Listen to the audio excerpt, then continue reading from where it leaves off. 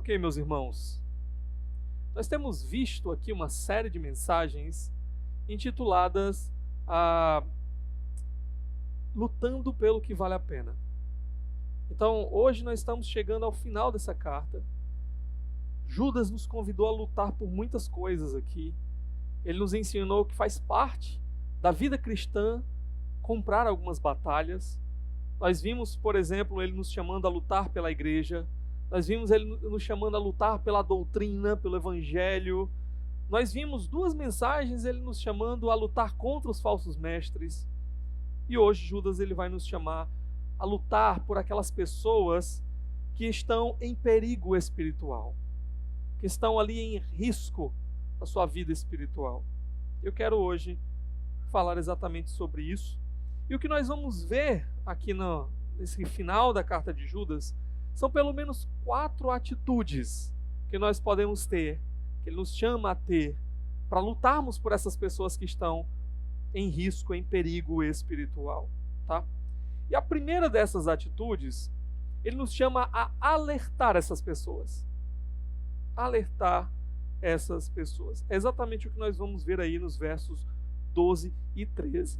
Na verdade, Judas já vem alertando há bastante tempo. As 2 últimas mensagens que nós ouvimos foi exatamente ele alertando a igreja contra os falsos mestres, a perceberem os falsos mestres, a não darem ouvidos aos falsos mestres. E aqui ele vai alertar mais uma vez.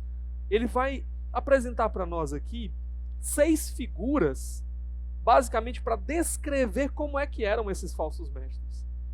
Dá uma olhadinha comigo na primeira figura que ele apresenta aí no verso 12. Ele diz assim: esses homens são rochas submersas nas festas de fraternidade que vocês fazem, comendo com vocês de maneira desonrosa. A primeira figura que ele apresenta é a figura de rochas submersas. Qual é a ideia aqui? Qual é a figura que ele está apresentando para nós aqui? É uma figura de perigo. Você imagina que os barcos estão chegando para atracar no porto. E qual é o perigo? O perigo é que existiam algumas rochas submersas e eles, sem conhecer aquela localidade, iriam bater naquelas rochas submersas. E aquilo faria com que os barcos naufragassem. Eles poderiam morrer, eles poderiam ter muito prejuízo, mas a figura toda aqui é uma figura de perigo. Perigo. Esses falsos mestres são como rochas submersas. É interessante que ele vai falar aí da festa de amor, né? Ele diz: são rochas submersas nas festas de fraternidade que vocês fazem, comendo com vocês de maneira desonrosa. Essas festas de fraternidade, ou a festa ágape, era um evento que a igreja fazia, onde eles se reuniam para comer uma refeição juntos. Era um tempo de comunhão ali, e geralmente isso era encerrado com a ceia do Senhor. Eles comiam todos juntos ali a ceia do Senhor. Então isso era um símbolo da comunhão que esse povo tinha com Jesus, que havia dado a vida por eles, derramado seu sangue por eles, e também um símbolo da comunhão que eles tinham uns com os outros, que eles sentavam na mesa juntos, como família. Então o que Judas está dizendo aqui para esses irmãos é o seguinte: cuidado, nem tudo é o que parece. Tem gente aí no meio de vocês que nem deveriam estar aí, são essas rochas submersas. São um perigo para a igreja, um perigo para a vida espiritual de vocês. Cuidado com essas pessoas. Eles estão numa festa de amor fraterno, mas na verdade eles estão cheios de más intenções. Numa festa que deveria simbolizar a comunhão de vocês uns com os outros e com Cristo, esses homens não têm comunhão com Cristo, e eles ainda estão aí no meio, podem trazer perigo para a vida de vocês, para arrancar vocês da comunhão uns com os outros e da comunhão com Cristo. Cuidado, é um alerta que Judas ele faz aqui. Eles estão participando, eles comem com vocês, mas eles comem de maneira desonrosa. A ideia aqui é: não dói na consciência deles. Não era nem para eles estarem aí no meio de vocês, mas não dói na consciência deles. Eles continuam indo, eles participam, cheios de más intenções. das festas de amor, da ceia do Senhor, junto com vocês. Então, cuidado, cuidado. Eles estão prontos para causar naufrágio e é preciso ter cuidado para não naufragar na fé. Segunda figura que ele vai utilizar aí, ainda no verso 12, ele vai dizer: são pastores que só cuidam de si mesmos. Pastores que só cuidam de si mesmos. Aqui ele está usando, provavelmente, fazendo uma referência a Ezequiel, capítulo 34. Deixa eu ler aqui para vocês o que Ezequiel diz. Ezequiel, capítulo 34, verso 2 e o verso 8. Olha o que diz. Filho do homem, profetize contra os pastores de Israel. Profetize e diga-lhes: assim diz o soberano Senhor: ai dos pastores de Israel, que só cuidam de si mesmos. Acaso os pastores não deveriam cuidar do rebanho? A palavra de julgamento, ai deles. Eles deveriam cuidar do rebanho, mas só cuidam de si mesmos. E no verso 8 ele vai dizer: juro pela minha vida, palavra do soberano Senhor, visto que o meu rebanho ficou sem pastor, foi saqueado e se tornou comida de todos os animais selvagens, e uma vez que os meus pastores não se preocuparam com o meu rebanho, mas cuidaram de si mesmos em vez de cuidarem do rebanho. O que ele está dizendo aqui? Esses homens, assim como os líderes de Israel, que o Senhor traz essa figura aqui de um pastor que deveria cuidar do rebanho, eles, assim também esses homens, estão usando o rebanho. Líderes foram chamados para cuidar do povo de Deus, para servir ao povo de Deus, para se desgastar pelo povo de Deus. Mas o que esses homens estavam fazendo? Esses homens estavam ali só pensando em como poderiam usar a sua posição para atrair vantagem para si mesmos. Era isso que eles estavam fazendo. Eram líderes e estavam aqui distorcendo a sua posição de liderança. Ao invés de cuidar do rebanho, servir ao rebanho, estava tentando usar o rebanho para os seus próprios benefícios. E então, num momento de problema, de dificuldade, de ameaça, o que esses homens faziam? Eles fugiam. Eles não estavam nem aí. Fugiam da sua responsabilidade. As ovelhas poderiam ser destruídas, sacrificadas até, se aquilo lhes trouxesse algum tipo de vantagem. Mas não estavam prontos para se desgastar por isso. É como um exemplo, se eu não me engano, foi o pastor Henrique que deu no domingo passado. Quando ele falou lá daquele caso de uma pessoa que descobriu uma doença grave, e então ela teve agora que começar a ter uma despesa médica elevadíssima, gastar todos os seus bens naquele tratamento. E o pastor chegou para ela e disse assim: olha, eu percebi que você está faltando com o seu dízimo. Aí foi explicar: não, pastor, mas é porque a gente agora não tem mais nada. Tudo que a gente tinha, a gente está usando nesse tratamento. Uma doença terminal. Ele disse: mas agora que você precisa ainda mais ser fiel e dar ainda mais. Homens que não estavam se preocupando com o rebanho. Estavam pensando apenas em si mesmos. Que poderiam arrancar em seus próprios benefícios. Assim, esses falsos mestres com quem Judas estava lidando aqui. A terceira figura que ele vai usar para esses falsos mestres, ainda no verso 12, ele vai dizer: são nuvens sem água, impelidas pelo vento. Nuvens sem água, impelidas pelo vento. Qual a ideia aqui? Aquele momento ali, a região da Palestina é uma região muito seca. E esse povo dependia muito das estações chuvosas. Dependia de que viesse tudo direitinho no tempo certo. Então, quando esse povo estava ali e via de repente uma chuva se aproximando, uma nuvem se aproximando, uma nuvem com aspecto de ser uma nuvem carregada, logo o coração se enchia de esperança, de alegria. A nuvem está vindo, a chuva está chegando, a expectativa. E aí o que acontecia? Um vento afastava aquela nuvem embora. não caía chuva nenhuma. Havia a expectativa, a promessa da chuva, e de repente aquilo ia embora e não entregava absolutamente nada. Nada. Essa é a ideia aqui. Uma figura de decepção. Decepção.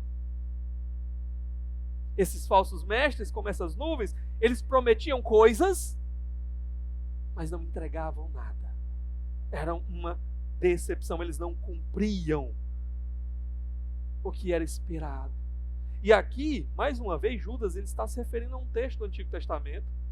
Provavelmente ele está fazendo uma alusão aqui a Provérbios capítulo 25, verso 14. Dá uma olhadinha comigo. Provérbios 25, 14. Olha o que o texto diz.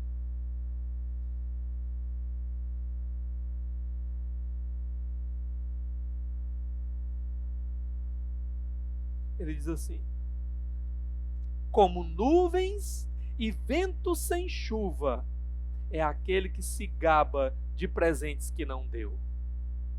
A nuvem, ela vem com aspecto de chuva, mas ela não entrega nada. Pronto, assim é aquele que se gaba de presentes que não deu. Eram esses falsos mestres aqui. Estavam ali fazendo muitas ofertas, prometiam muito, mas não entregavam absolutamente nada. Não tem como eu olhar para isso e não me lembrar de muitos falsos mestres hoje em dia, né? Prometendo saúde, prosperidade, dinheiro, e no final das contas, essa prosperidade só chega para eles, né? Às custas do rebanho. Arrancam a prosperidade do rebanho em seu próprio benefício. Não entregam nada. A quarta figura que ele vai utilizar agora, ainda aí no verso 12, ele vai dizer: árvores de outono sem frutos, 2 vezes mortas, arrancadas pela raiz. Árvores de outono sem frutos. Qual a ideia aqui? A ideia não é que estava no período de dar frutos e a árvore ainda não tinha dado frutos. Não, já estava passando, chegando no final do período e aquela árvore não havia dado absolutamente fruto nenhum. Assim eram esses falsos mestres, eles não tinham fruto nenhum para dar. Já deveriam ter dado frutos e não deram fruto algum.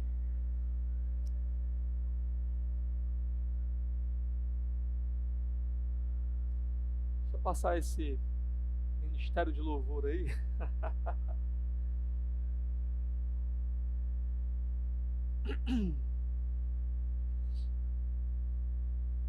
Mas um ponto interessante aqui, voltando para o nosso texto, é que Judas, ele meio que deixa claro para nós que não deveria ser esperado fruto nenhum desses homens. Por quê? Olha a figura que ele dá. Primeiro, são árvores já no final da estação frutífera que não entregaram nada, não deram nada. Porém, não só isso.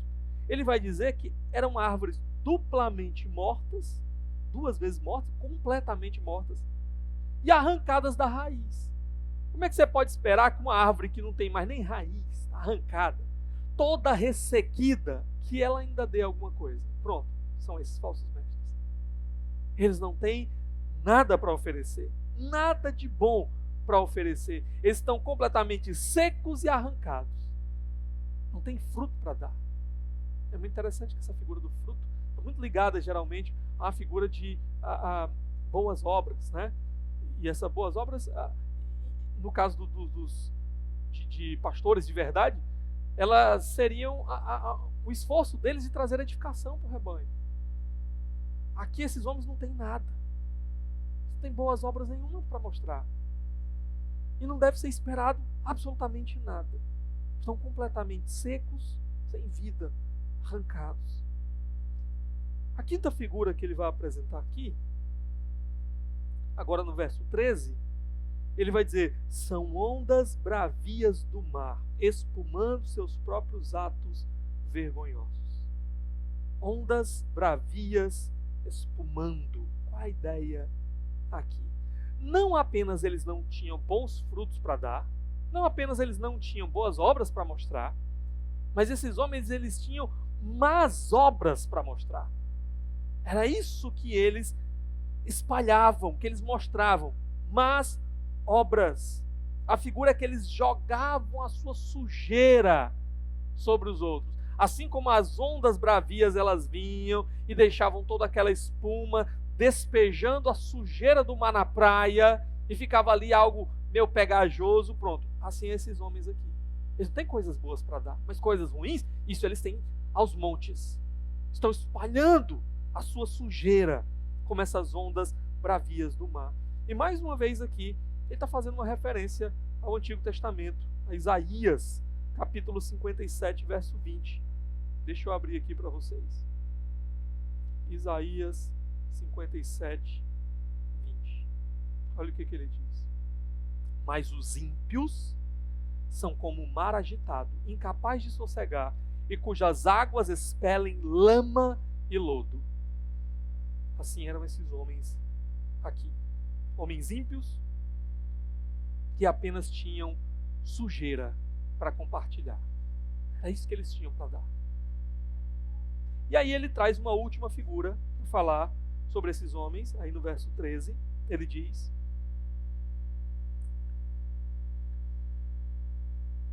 estrelas errantes, para as quais estão reservadas para sempre as mais densas trevas. Estrelas errantes. Alguns até preferem a figura de, na verdade, como se fossem planetas errantes, por conta da cultura da época, que acreditava que alguns planetas eles não tinham uma órbita certa, eles perdiam o rumo. Mas a figura aqui, seja qual for a metáfora, é que eram homens, assim como estrelas que perdiam a sua rota no céu, saíam, se afastavam do seu curso, tomavam uma rota diferente, estranha. Essas estrelas ou esses planetas, eles desviavam e não serviam para guiar ninguém. As pessoas, para serem guiadas pelos astros, elas precisavam que cada um estivesse na sua órbita, no seu lugar certo. Mas esses aqui não, eles desviavam. Então não ajudavam, não serviam para guiar ninguém. Assim também são esses homens aqui. Eles estão se desviando, estão tomando rotas estranhas que vão dar apenas em densas trevas. E é uma figura, mais uma vez, de juízo. Não vai haver lugar para eles na luz de Deus, mas apenas nas densas trevas, longe do Senhor. E aqueles que tentarem seguir esse curso vão ser guiados para onde? Para o mesmo lugar para onde eles estão indo. Densas trevas. Por isso, grande perigo aqui, e a necessidade que Judas nos dá, nos coloca aqui, de brigar, lutar pelas pessoas que estão aqui em risco, de seguir esses homens. Precisamos alertar estas pessoas e mostrar para onde é que esses homens estão levando. Densas trevas aqui. Agora, eu preciso dizer para os irmãos que muitas vezes quando nós nos apresentamos para essa batalha, lutar por quem está em risco espiritual, nem sempre nós vamos ser compreendidos de primeira. E às vezes nós não vamos ser compreendidos nem de segunda, nem de terceira, nem jamais. Às vezes, quando a gente vai tentar alertar algumas pessoas, elas vão nos enxergar de uma maneira errada. Como se nós aqui quiséssemos desviá-las do caminho. Como se nós aqui quiséssemos prejudicá-las, porque estamos agora, de alguma forma, atacando os seus líderes preciosos. É possível que a gente acabe atraindo alguns inimigos nesse processo. Porém, o que nós precisamos nos lembrar é que são almas que estão caminhando numa direção de risco eterno, de perigo eterno. Por isso, vale a pena lutar por eles. Vale a pena ser mal compreendido, vale a pena ser mal visto, vale a pena atrair, às vezes, alguns inimigos nessa luta por arrancar almas da destruição eterna para a glória de Deus. Porque, no final das contas, o que importa é como o nosso Deus nos vê, como Ele vê o que estamos fazendo e se Ele aprova o que nós estamos fazendo. Então, primeira atitude que Judas vai nos esperar que nós tenhamos nessa luta por pessoas que estão em risco espiritual é a que nós venhamos a alertar essas pessoas. Mas a segunda atitude que ele espera aqui é que nós venhamos a relembrar estas pessoas de algumas coisas. Pula aí agora para o verso 17. Olha aí o que está dizendo.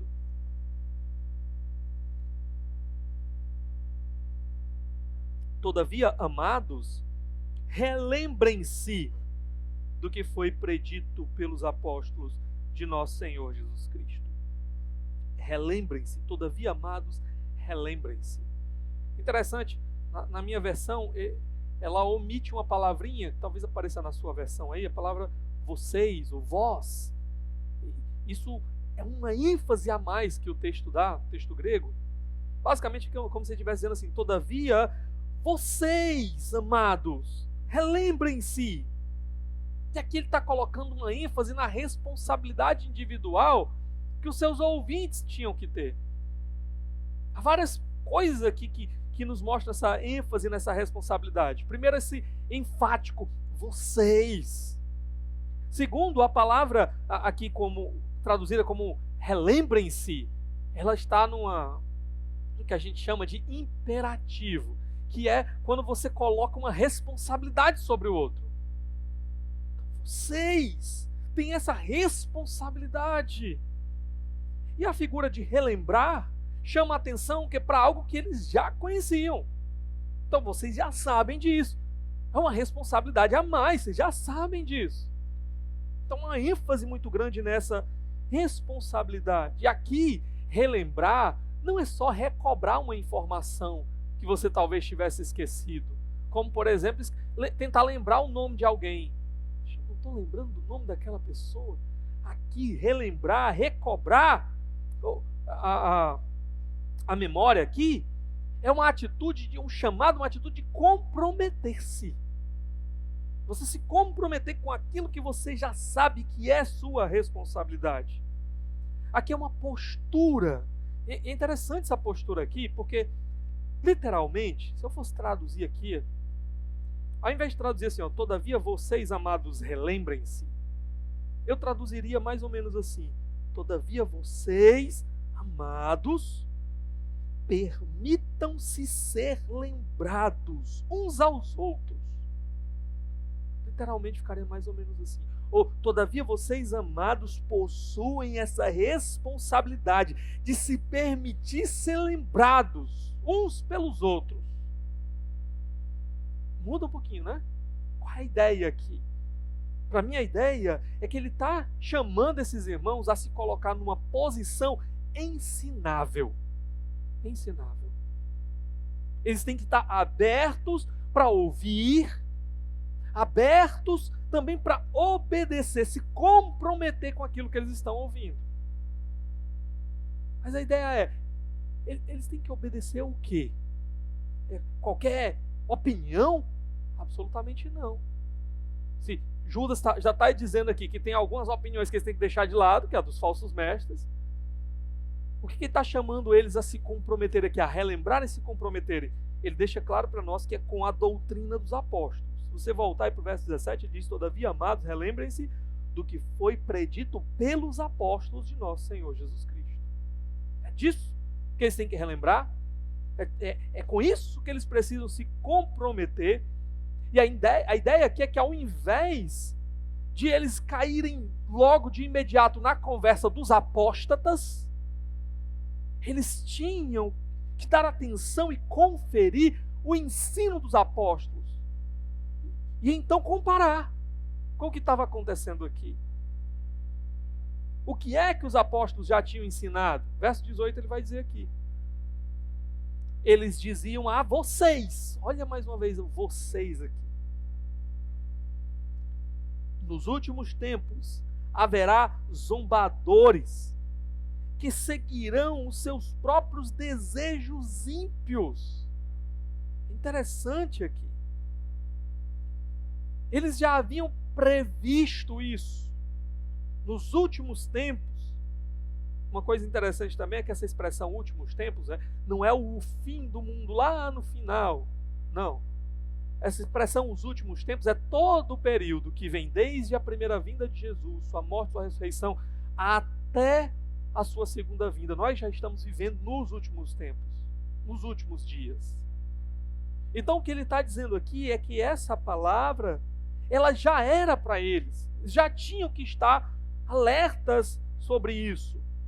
Que haveriam falsos mestres, que chegariam nas igrejas, que anunciariam uma mensagem diferente, distorcida. Mas eles tinham que o quê?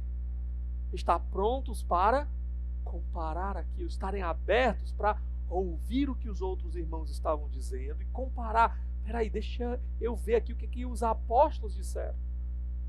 O que a pregação dos apóstolos ensinou. Deixa eu comparar com o que está sendo ensinado agora. Ao invés deles simplesmente se comprometerem de uma vez com que qualquer um desses falsos mestres estava ensinando, e se alguém viesse exortá-los, eles simplesmente rejeitassem aquilo, dissessem, você não sabe de nada não. Ele disse, irmão, se coloque numa posição ensinável. Preste atenção. E no final das contas, compare tudo com o ensino dos apóstolos. O que estão ensinando para você? Quem é que está ensinando para você? Está ensinando o que os apóstolos ensinaram?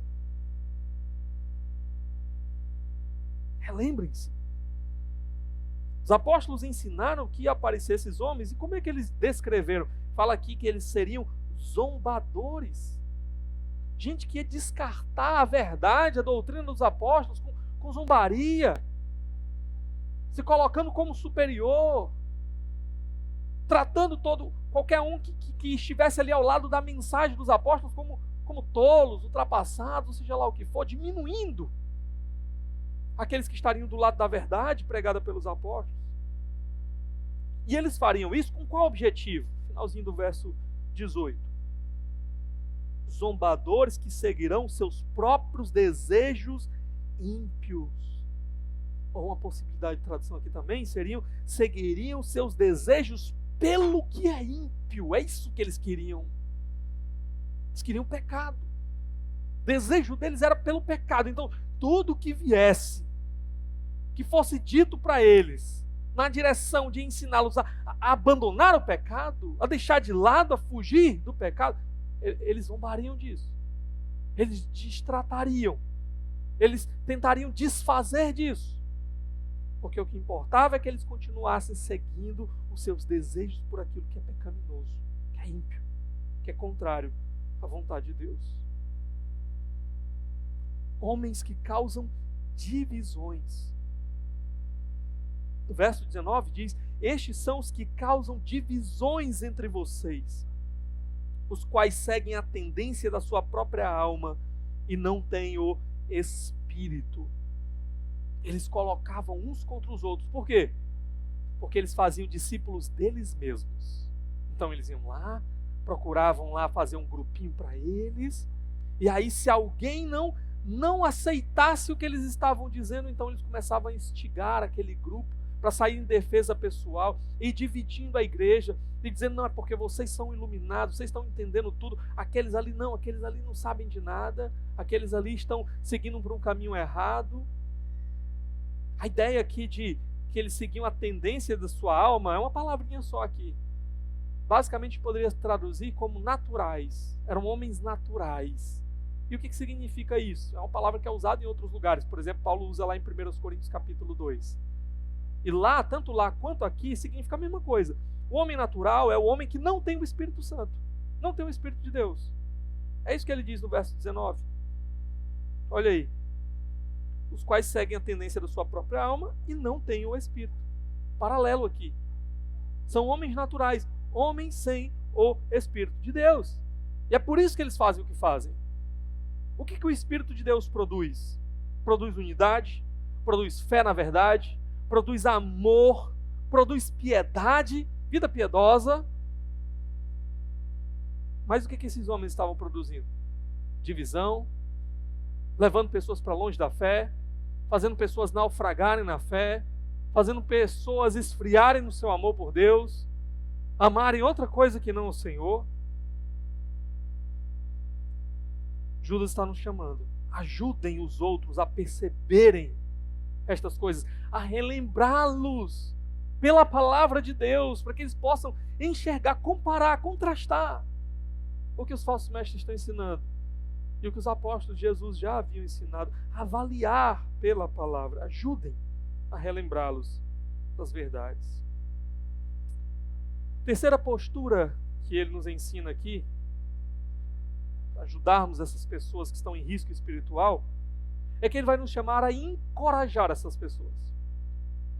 Dá uma olhadinha comigo, verso 20. Verso 20 e 21 diz assim: edifiquem-se, porém, amados, na santíssima fé que vocês têm, orando no Espírito. Mantenham-se no amor de Deus, enquanto esperam que a misericórdia de nosso Senhor Jesus Cristo os leve para a vida eterna. Aqui, irmãos, tem vários verbos, mas tem um só que de fato é um verbo aqui no imperativo, que é esse daí: mantenham-se, no verso 21, mantenham-se no amor de Deus. Esse é o mandamento, digamos aqui. É a responsabilidade que ele coloca sobre nós. Mantenham-se no amor de Deus. Também tem uma palavrinha literalmente lá que a gente poderia colocar como assim: mantenham-se uns aos outros no amor de Deus. Qual é a ideia aqui? A ideia desse amor de Deus é o amor que eu tenho por Deus, o amor que Deus tem por mim. A figura que parece muito mais uma figura de um ambiente, uma esfera onde eu devo estar. E nessa esfera, tanto eu experimento o amor de Deus por mim, quanto eu amo ao Senhor. Então o que ele está dizendo é: irmão, vocês têm que ficar aí, nessa esfera, nesse ambiente, nesse lugar, onde vocês experimentam esse amor de Deus e vocês entram nesse relacionamento e amam ao Senhor e continuam amando e crescendo no amor pelo Senhor. Mantenham-se no amor de Deus, mantenham-se andando com Ele. Andando com Ele. Por que ele está encorajando os leitores a fazerem isso? Porque, irmãos, o ponto é que não é só combater os falsos mestres. Não adianta só. Nós não somos chamados na nossa vida cristã a só fazer isso. Eu disse, acho que na primeira ou na segunda mensagem, que há momentos em que a gente vai ter que fazer isso, mas a vida cristã não pode se resumir a isso. A gente não pode passar o dia todo, a vida toda, e gastar todas as energias simplesmente tentando detectar quais são as heresias que estão espalhadas por aí e combatendo os falsos ensinos e os falsos mestres que estão por aí.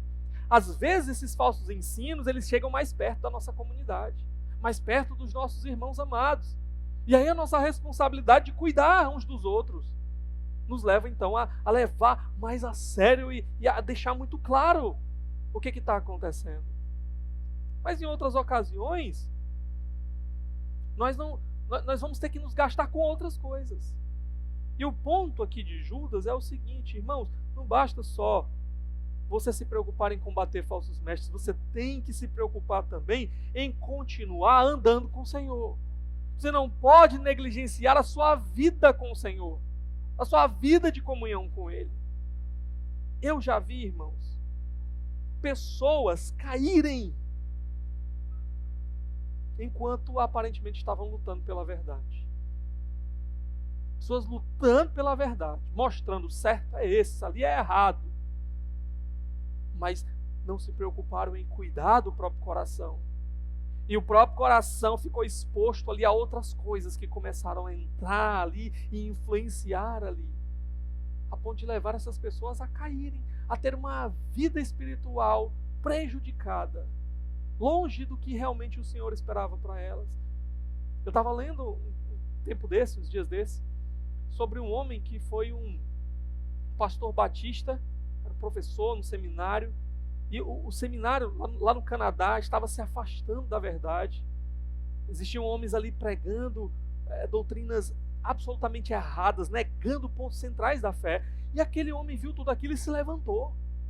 E aquele homem então combateu com a verdade tudo o que estava acontecendo. E ele se tornou ali um campeão da fé, admirado pelos seus colegas. Mas de repente, sabe o que aconteceu?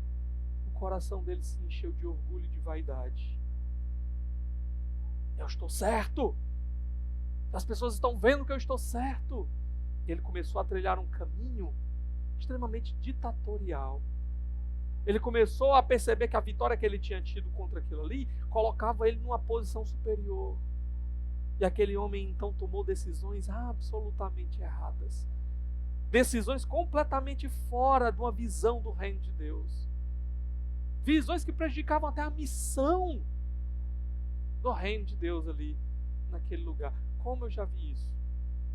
Homens que estavam envolvidos num projeto que estava abençoando pessoas, que estava espalhando o evangelho, de repente ter o seu coração capturado por amargura, por orgulho, por ciúme, por vaidade, e colocar tudo abaixo, tudo por água abaixo. E prejudicar pessoas, e às vezes destruir até o próprio projeto, por causa do coração contaminado pela vaidade. Por quê? Porque perceberam, eu estou fazendo o que é certo. Mas em algum momento se esqueceram de que mais do que fazer tudo aquilo que estavam fazendo, não poderia negligenciar a sua vida com Deus, o seu coração com Deus, a sua caminhada com Deus. Você está dizendo, mantenham-se no amor de Deus. Mantenham-se no amor de Deus. Agora a pergunta é, como é que eu posso me manter no amor de Deus? Como é que eu obedeço essa responsabilidade aqui, que é colocada sobre mim? Eu falei que tem outros verbos aqui, que a gente chama no grego de particípios. E esses particípios, eles vêm mostrar exatamente como é que eu obedeço aquele verbo principal. Então tem 3 particípios aqui. O primeiro deles, aí no verso 21, verso 20, ele diz assim, edifiquem-se. Se a gente for fazer uma relação aqui, seria assim, ó, mantenham-se no amor de Deus. Como? Edificando-se. Certo? Edifiquem-se, porém amados. E a palavra que também está faltando, mas é uns aos outros, né? Edifiquem-se uns aos outros, porém amados, na santíssima fé que vocês têm. Como é que você vai se manter no amor de Deus? Buscando edificar uns aos outros. A ideia de edificar é a ideia de construir. Você vai construir ali, você vai fazer uma edificação. Você tem que primeiramente ter uma base. Você tem que primeiramente ter os fundamentos. Aí o engenheiro já me ensinou já, né? Tem que primeiro fazer o baldrame. E aqui, qual é a base que vai sustentar a estrutura? Qual é a base? A santíssima fé. Não é isso? Edifiquem-se, porém, amados, na santíssima fé que vocês têm. Essa é a base. E a gente já viu, lá no comecinho de Judas, da carta de Judas, no verso 3. Amados, embora estivesse muito ansioso por lhes escrever acerca da salvação que compartilhamos, senti que era necessário escrever-lhes insistindo que batalhassem pela fé de uma vez por todas confiada aos santos. E a gente viu que essa fé aqui não é aquele ato de crer, de confiar no Senhor, mas é algo que nós recebemos, é algo em que nós devemos colocar a nossa fé. E o que seria isso? Ensino dos apóstolos. O centro desse ensino era a mensagem do Evangelho, as boas novas. Cristo morreu por nós, deu sua vida por nós. Então aqui, mais uma vez, o que ele está colocando para nós? A base sobre a qual nós vamos edificar uns aos outros é a palavra de Deus, é o Evangelho, é o ensino dos apóstolos. É sobre isso que nós vamos edificar, que nós vamos construir uns aos outros. É santíssimo porque nós recebemos do próprio Deus que é santo. Então esse Evangelho santíssimo, essa fé santíssima, é a base para a gente construir, para a gente edificar uns aos outros. O chamado aqui é para você continuar conhecendo mais da palavra de Deus, conhecendo mais do Evangelho. Não apenas conhecendo mais, mas você, à medida que você busca entender mais da palavra do Senhor, você também vai compartilhar com os outros, para que haja essa edificação dos uns aos outros aqui, mútua. E vai então buscar viver por aquilo que você está aprendendo.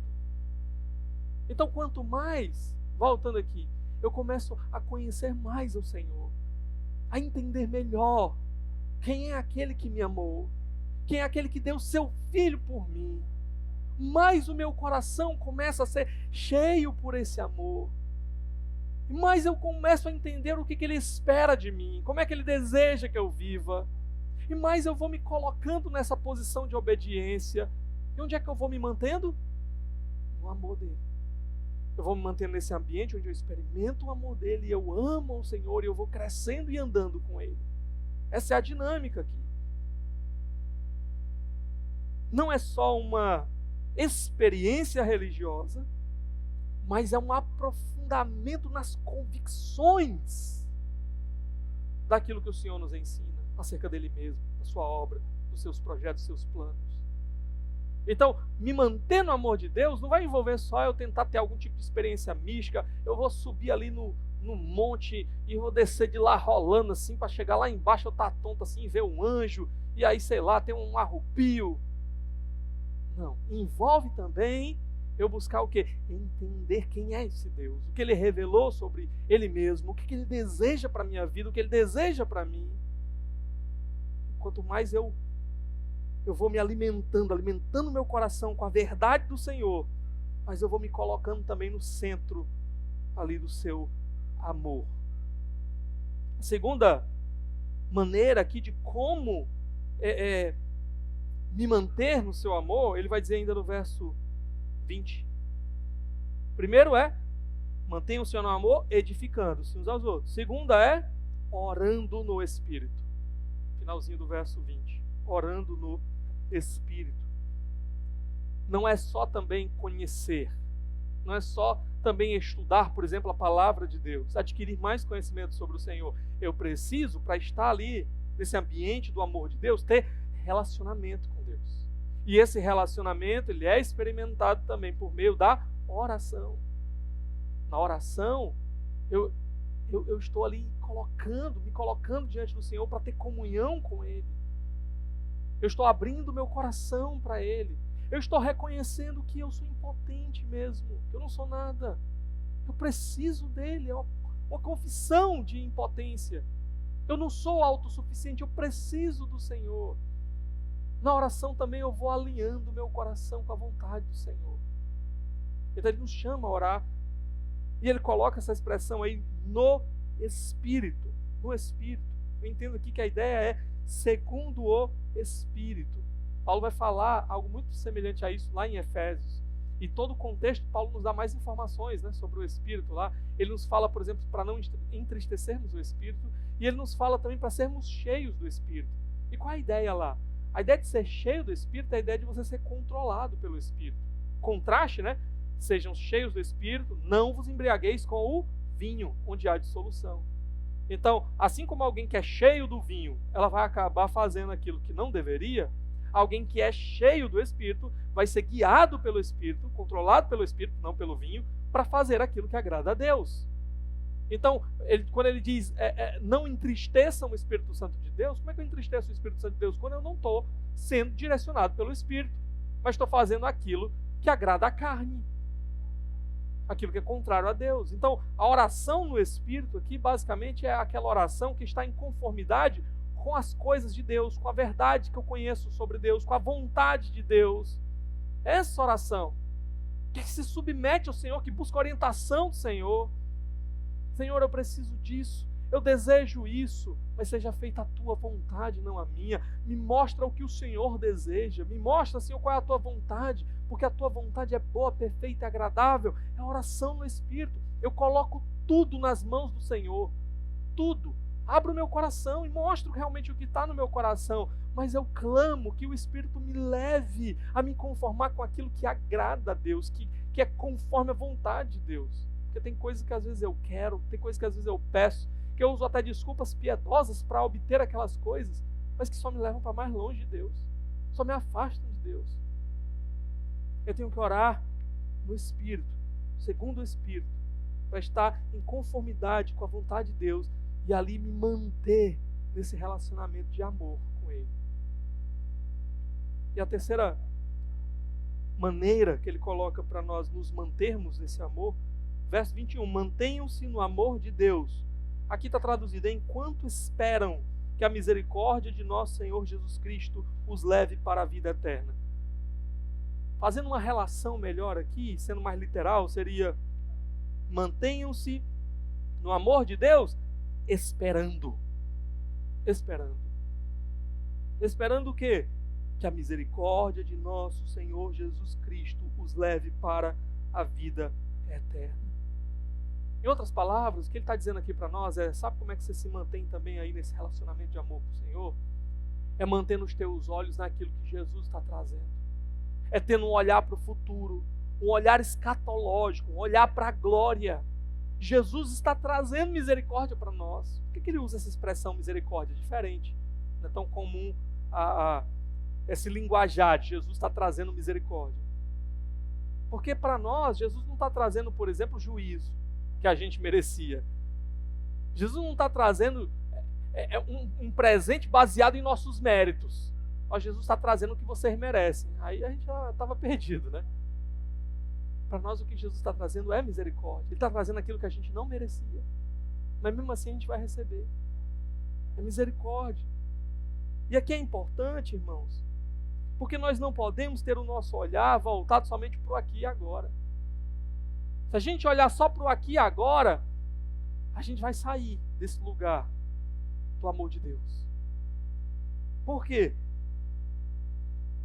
Porque quando a gente olha somente para o aqui e agora, nós somos tentados a negociar o futuro pelo presente. Eu ouvi que quando o Senhor Jesus vier, Ele vai trazer a sua glória. Eu vou estar com Ele, eu vou experimentar tudo que Ele tem para mim. Mas eu estou precisando é do agora. Agora está muito difícil. Agora está complicado. Aí eu troco. Eu preciso resolver o agora. Aí eu troco aquilo que o Senhor tem para mim pelo que eu quero agora. Pelo que eu posso obter agora. E o que Ele está nos chamando aqui é exatamente o contrário. Você pode sofrer o agora, porque Ele está trazendo misericórdia no final. A graça dele está chegando, então você pode aguentar o agora, porque a leve e momentânea tribulação desse momento não se compara com o eterno peso da glória que Ele prometeu para nós e que Ele está trazendo para nós. Olhar escatologicamente, olhar para o final, para o que Ele está trazendo para nós, dá força para você permanecer no amor dele. Eu sei o que Ele quer, eu sei o que Ele espera de mim, e eu vou ficar nessa posição, eu vou ficar nesse lugar, porque eu sei o que Ele vai trazer lá no final. Por mais que agora seja difícil, eu sei o que me aguarda lá no final. É esse olhar que Ele está nos chamando aqui a ter, para permanecermos nesse amor de Deus. O amor de Deus aqui, irmãos, é o abrigo seguro para o perigo espiritual. É o que esses irmãos mais precisavam aqui.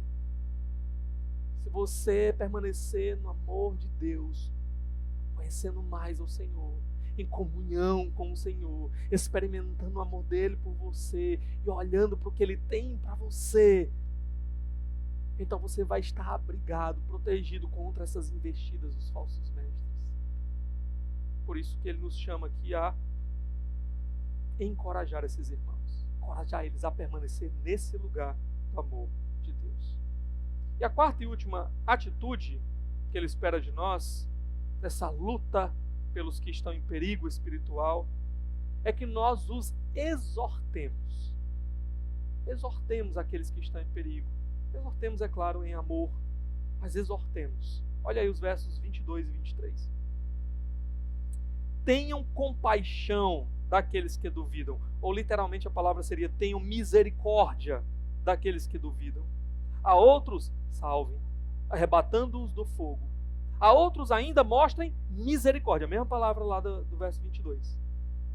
Com temor, odiando até a roupa contaminada pela carne. Qual a ideia aqui? Mostrar misericórdia, aparece 2 vezes aqui no texto. E mostrar misericórdia não é simplesmente passar a mão na cabeça das pessoas. A gente tem essa ideia errada. Mostrar bondade, mostrar amor, mostrar misericórdia é o quê? A gente vê a pessoa tomando um rumo errado Mas a gente chega lá e diz assim, não, mas eu estou do seu lado. Não, mas eu estou aqui, vai dar tudo certo. Não é assim que a gente vai mostrar misericórdia. Mostrar misericórdia aqui implica em termos que falar a verdade para essas pessoas. Exortar essas pessoas que o caminho que elas estão trilhando é um caminho de desgraça. É um caminho terrível. Alguns deles aqui estavam dando ouvidos aos falsos mestres. Eles estavam caminhando para o mesmo caminho de condenação e destruição dos falsos mestres.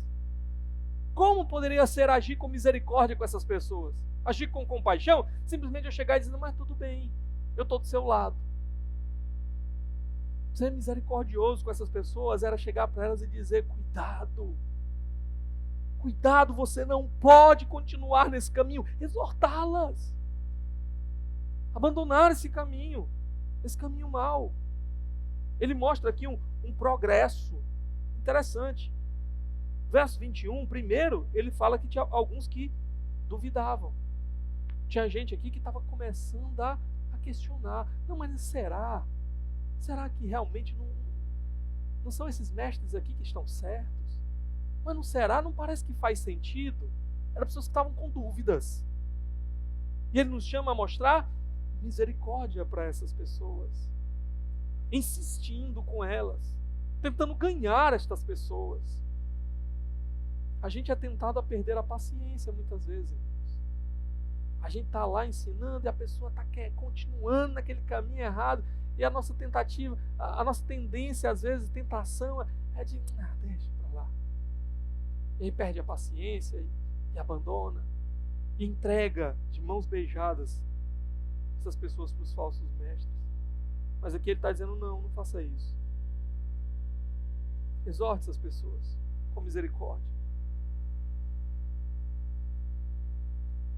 Aqui também no verso 23, ele fala de um passo a mais. A outros salvem arrebatando-os do fogo. Então tinham aqueles que estavam começando a duvidar, mas tinham aqueles que talvez já estavam começando a incorporar algumas coisas na sua vida que eram ensinadas lá pelos falsos mestres, e eles estavam à beira do quê? Do fogo. O risco aqui de destruição completa. Fogo. O risco de juízo. Fogo. Esses aqui nós somos chamados a quê? Ele diz, arranca eles do fogo. Mais uma vez, exortar, insistir, ir lá e buscar, alcançar essa pessoa, deixar claro para ela, olha, você está em risco de perdição, volta. Fazemos todo o esforço necessário para arrancá-las desse lugar de perigo, do fogo aqui. E os últimos aí no verso 23, ele diz, a outros ainda mostrem misericórdia com temor, odiando até a roupa contaminada pela carne. Os comentaristas entendem que esse último grupo aqui era um grupo que já estava caminhando com os falsos mestres mesmo, misturados com os pecados deles. Estavam já numa situação muito pior. Nota que ele fala as vestes contaminadas. Eles já estavam contaminados com isso, contaminados com esse pecado. E o que ele está falando aqui? Insista. Mostre misericórdia. Aqui, provavelmente, ele está fazendo uma alusão também a um texto de Zacarias. Profeta Zacarias, capítulo 3. Deixa eu ler aqui para vocês. Finalzinho do Antigo Testamento, Zacarias, capítulo 3, versos de 1 a 7. Ele diz assim, ó. Depois disso, ele me mostrou o sumo sacerdote Josué, diante do anjo do Senhor, e Satanás à sua direita, para acusá-lo. O anjo do Senhor disse a Satanás, o Senhor o repreenda, Satanás. O Senhor que escolheu Jerusalém o repreenda. Este homem não parece um tição tirado do fogo? Vocês notaram que aqui, no livro de Judas, ele já tinha feito uma referência a essa parte, o Senhor te repreenda. E agora ele acabou de falar aqui sobre arrancar do fogo, né? Arrebatar do fogo. Aí ele continua.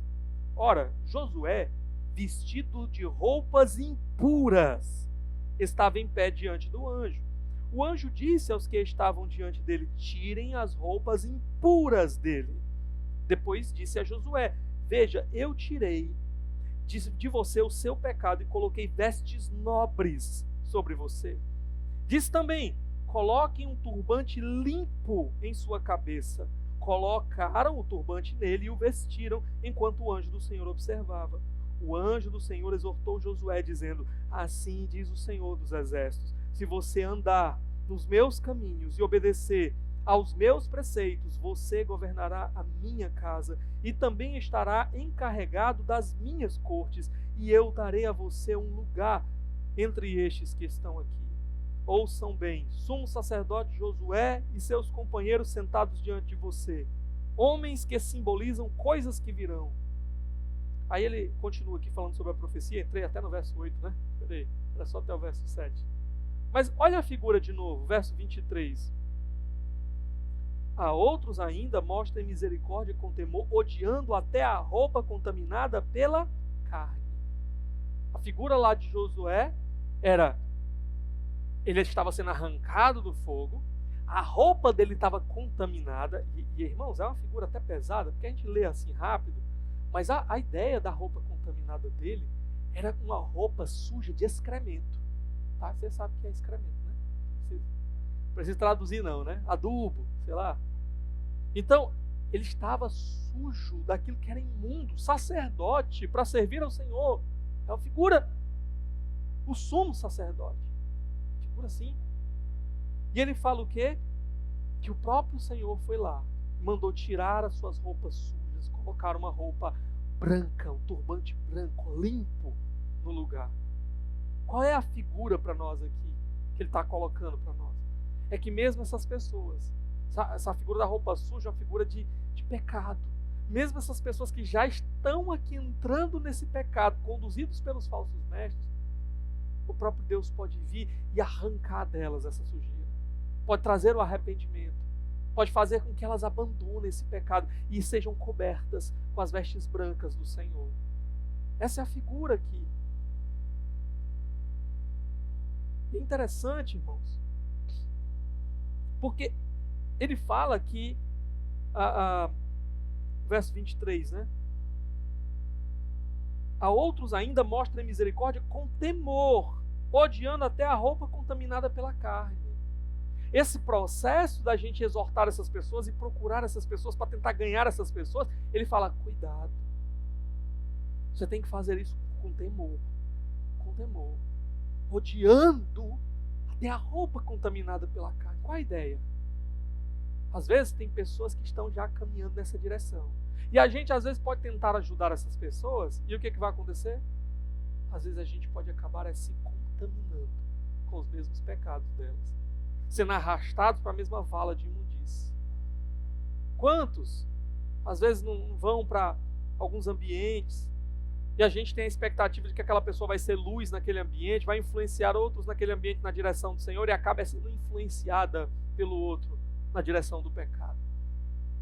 Em outras palavras, está dizendo assim: olha, tenha cuidado, tenha muito claro diante de você que esse pecado é terrível, é imundo aos olhos do Senhor, e quando você se aproximar, então, tema mesmo, para se manter longe, abominando ainda esse pecado. A gente vai amar aquele pecador, tentando trazer ele de volta para o Senhor, mas nós não vamos deixar de deixar muito claro para eles que aquele caminho é um caminho terrível de pecado. Vamos exortá-los, vamos ter esse temor saudável. Não queremos nos meter naquela mesma situação terrível.